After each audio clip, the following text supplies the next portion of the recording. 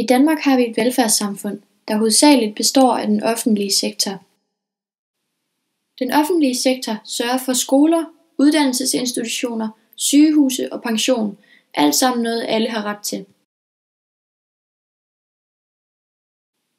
For at drive den offentlige sektor er det nødvendigt, at staten, regionerne og kommunerne står for at administrere, om den fælles økonomi har indtægt.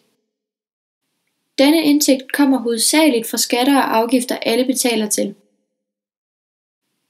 Det er dog lige meget, om man er fattig og betaler lidt i skat, man har stadig rettighed til lige så mange offentlige ydelser, som en rig, der betaler meget i skat.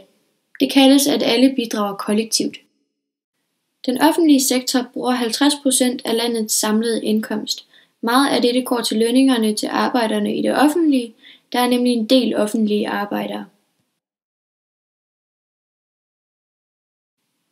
40-45% af de 50% går til overførsler, som er pension ved sygdom eller alderdom, arbejdsløshedsunderstøttelse, barsels- og sygedagpenge, kontanthjælp, børnecheck, uddannelsesstøtte, ældrecheck med mere.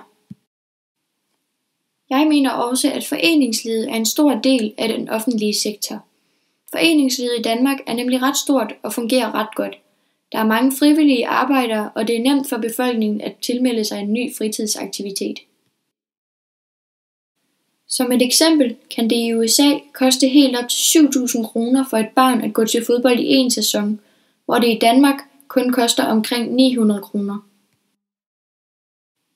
Så kan det godt være, at du tænker nu, hvad har dette med lykke at gøre? Men det at have et godt velfærdssamfund betyder, at vi ikke behøver at bekymre os om så meget, så vi dermed har mere overskud og tid til at se på de lykkelige øjeblikke i livet og fokusere på dem.